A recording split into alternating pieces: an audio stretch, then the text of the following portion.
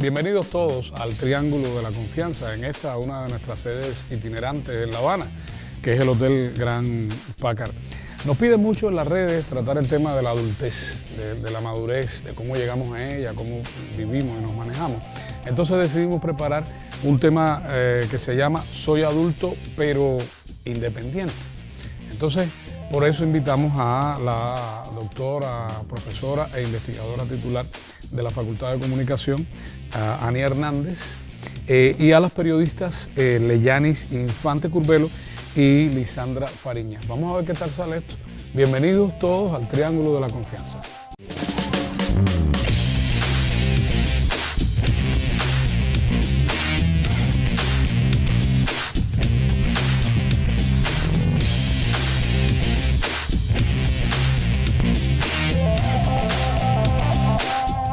Bienvenidos al Triángulo de la Confianza.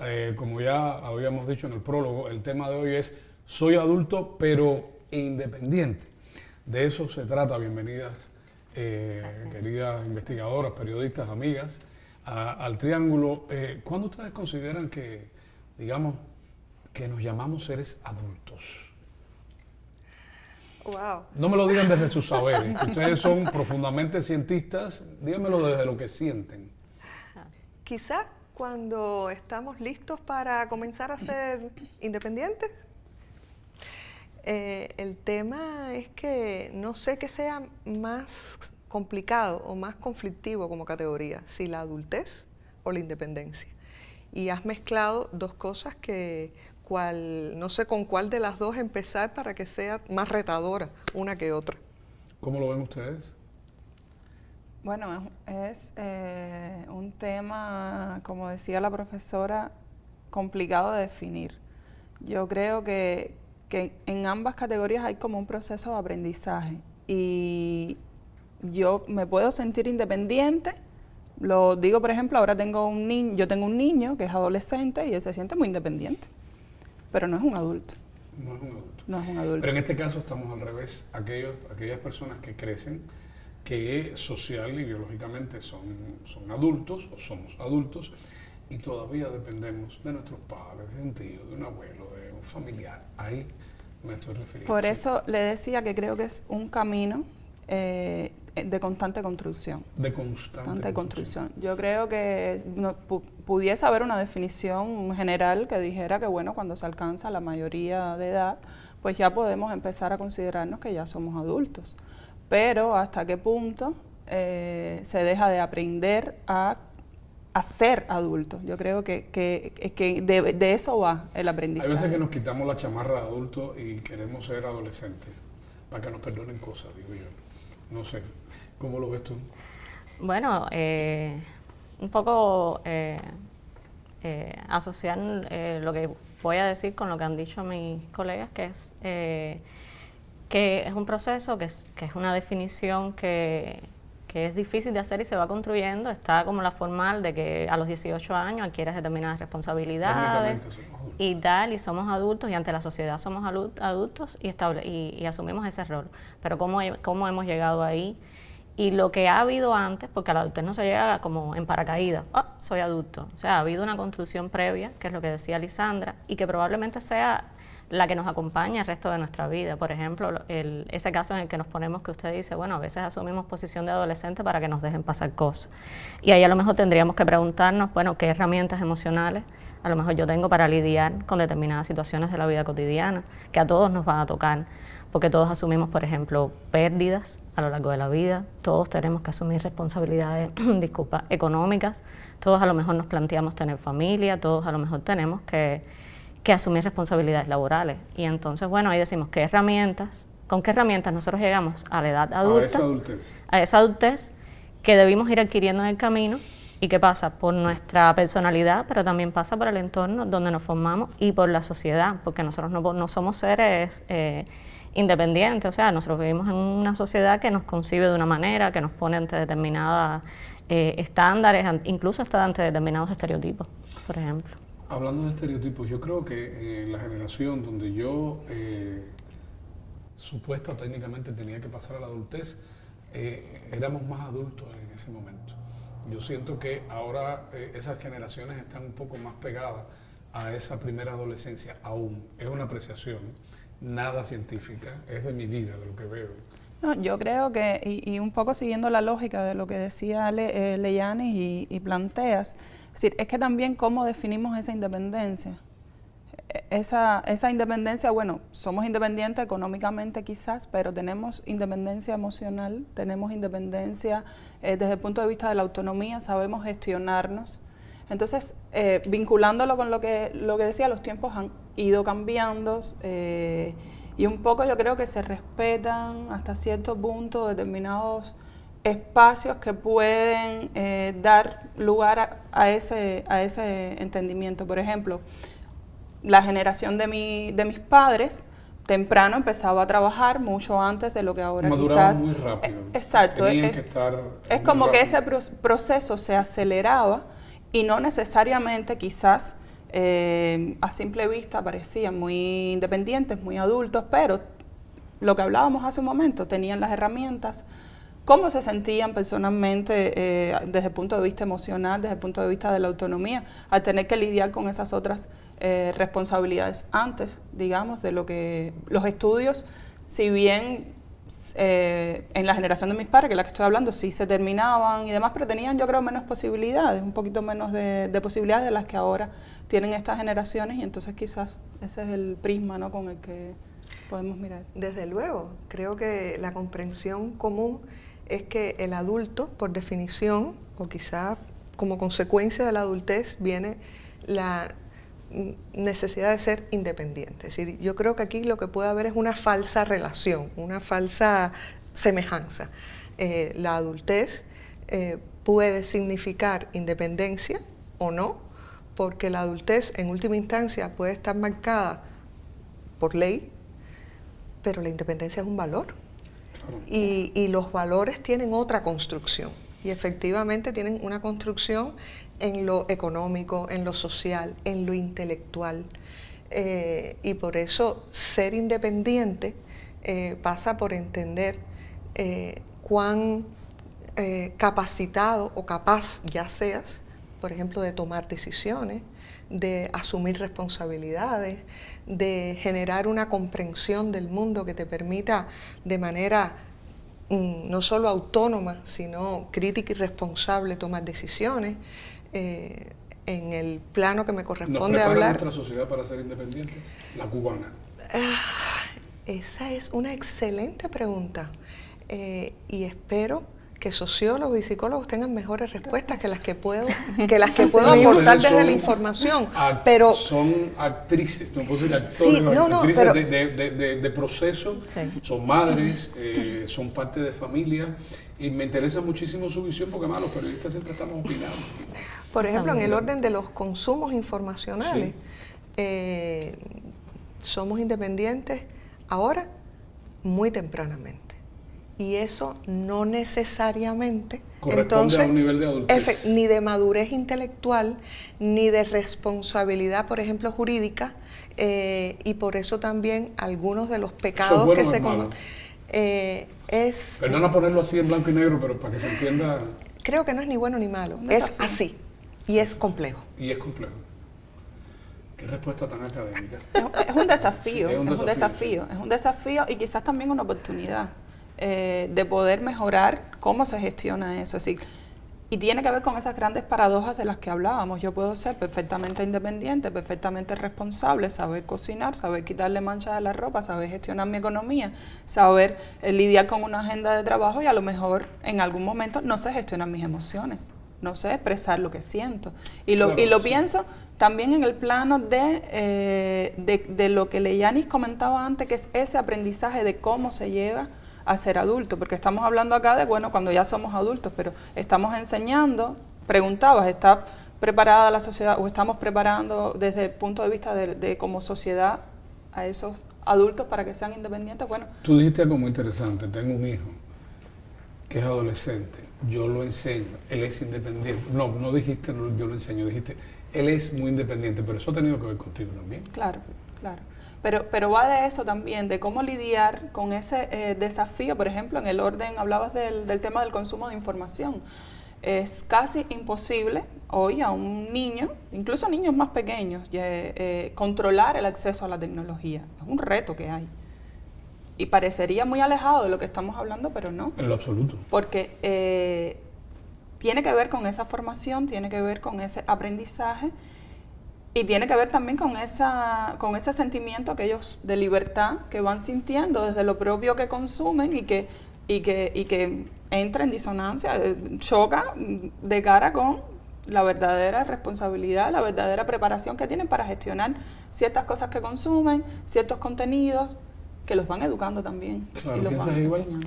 Sí, y además creo que nosotros, cuando preguntaba si la sociedad cubana está en ese camino, yo creo que hay condiciones muy favorables para ello, sobre todo porque se han traído a debate público temas como la autonomía progresiva a través de la aprobación, cuando se sometió a debate el Código de las Familias, el proyecto de Código de la Familia que luego se aprobaría. Y ahí se trajeron a debate conceptos que a lo mejor las personas no habían pensado en ello o no lo habían pensado de esa manera. Por ejemplo, luego habrá una legislación sobre niñez y adolescencia que también abordará temas como eso, o que aborda temas como eso, y es importante que la sociedad lo piense, lo debata, lo legisle, porque es la sociedad que estamos construyendo. Claro. Vamos a hacer una pausita, encendemos el incienso y luego seguimos en esta maravillosa conversación. Son muy bienvenidas ustedes y ustedes al Triángulo de la Confianza.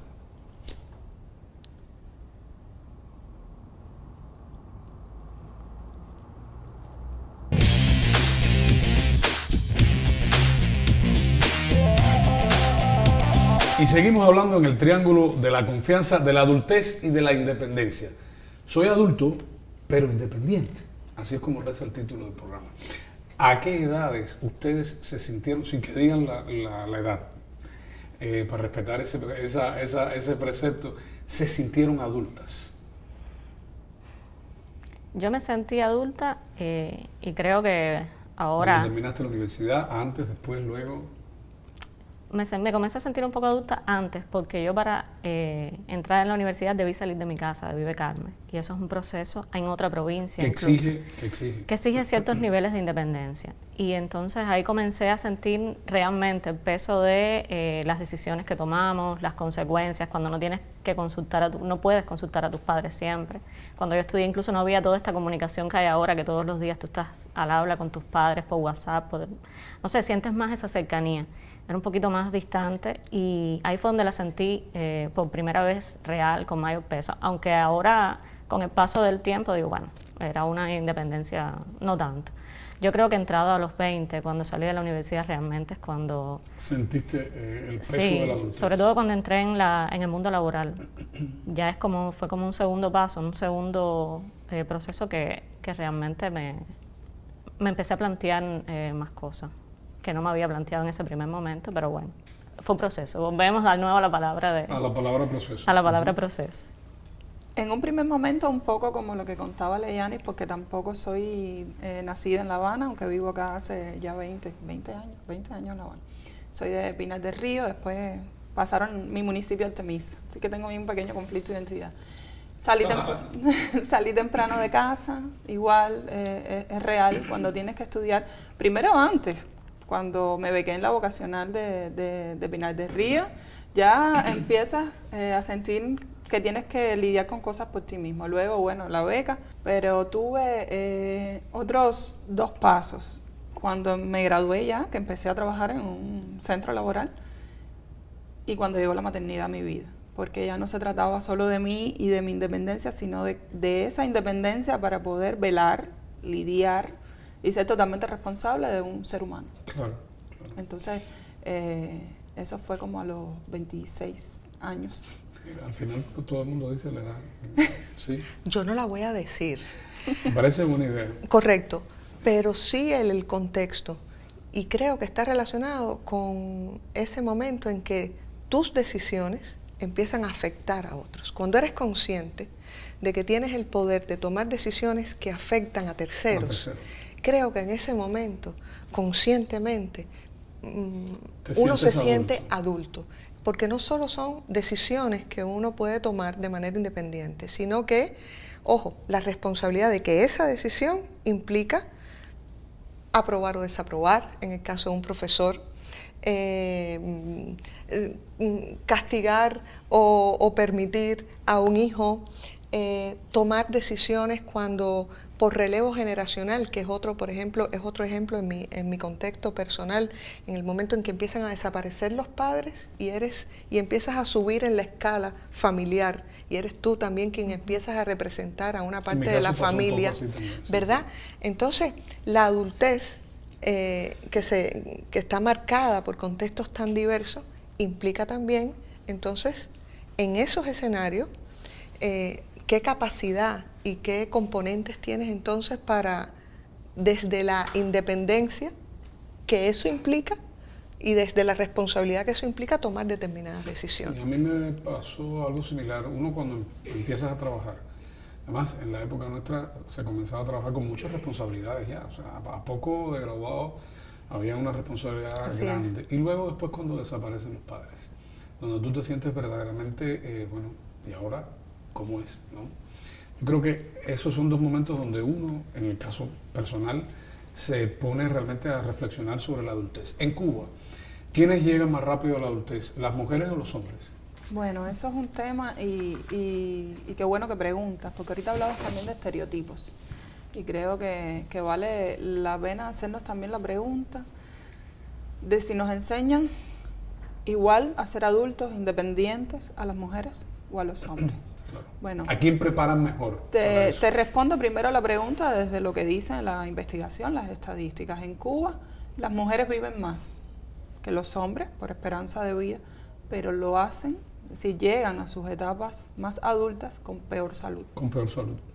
Con peor calidad de vida, por un proceso... Las cargas. Que tiene que ver, por supuesto, con esas cargas y con ese aprendizaje también que han tenido en la vida y que ha estado marcado por... que no es igual... Tienes que prepararte, tienes que saber cocinar, tienes que hacer esto, tienes que saber... No, y que se contradice también con, por ejemplo, estamos hablando aquí de independencia, pero ¿se ve igual la independencia económica de un hombre que la independencia económica de una mujer? Para nada, creo. Para nada. Pero, sin embargo, cuando tenemos que decidir quién va a cuidar en una casa, las mujeres saben cuidar. Ellas nacieron sabiendo cuidar. Para el estándar. Y siguiendo con el tema de las estadísticas y esta percepción desde el género, la independencia intelectual en un país cuya fuerza laboral calificada, las profesionales mayoritariamente femeninas, eso implica que desde el punto de vista intelectual estamos, digamos, somos más independientes intelectualmente, tenemos una percepción crítica de la vida, de la comprensión de los contextos, por la madurez a la que las mujeres llegamos mucho más rápido. En fin, estamos favorecidas de ese punto de vista. Sin embargo, esa independencia intelectual luego se corresponde con las otras independencias. Somos más independientes socialmente porque claro, somos más independientes intelectualmente, no necesariamente. No necesariamente. Tenemos toda esa carga de cuidados, por ejemplo. Carga de cuidados. Y responsabilidades que tu cultura te está otorgando desde que eres un adolescente, ¿no? No, es que se nos sigue educando en un canon patriarcal, que es machista, que tiene sesgos, que nos ve, que nos coloca, nos sigue colocando, a pesar de lo que hemos ganado en el espacio público, las mujeres, ponías el ejemplo intelectual, de la fuerza de trabajo, técnica, profesional y tal, pero si abrimos esa estadística, pues es muy interesante y muy amplia porque estamos casi en todos los espacios de la vida social y sin embargo, puertas adentro del hogar, la realidad sigue siendo... Por todo lo que ustedes están diciendo, infiero que las mujeres llegan más rápido a la adultez. ¿Es así? En nuestro país. Ese es otro tema polémico, porque entonces dices, llegas más rápido a la adultez, pero ¿en qué condiciones? Porque fíjate, hablábamos de la edad de los 18 años y tal, y sin embargo en Cuba hay una estadística preocupante, que es el embarazo adolescente. ¿Lo es? Esas muchachas se sintieron adultas, como para casarse, como para tener hijos, fue un accidente. Las circunstancias las pusieron de las pusieron ante ahí. Un proceso de ser adultas. La educación las llevó ahí. O la falta de educación. O la falta de educación en determinados aspectos.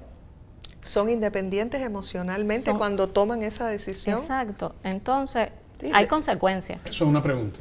Es una pregunta. No, y tiene una respuesta interesante desde las propias investigaciones, porque hay estudios sobre toma de decisiones frente al embarazo adolescente. Qué rico hacer programas con ustedes, siempre surgen temas nuevos. Y noticia, la toma de decisiones está mediada también por los padres y las madres. Claro. Vamos a hacer una pausa. Gracias a ustedes por sus opiniones y consultas a esta dirección electrónica que aparece en el borde inferior de sus pantallas. Estamos de vuelta en instantes aquí en el Triángulo de la Confianza.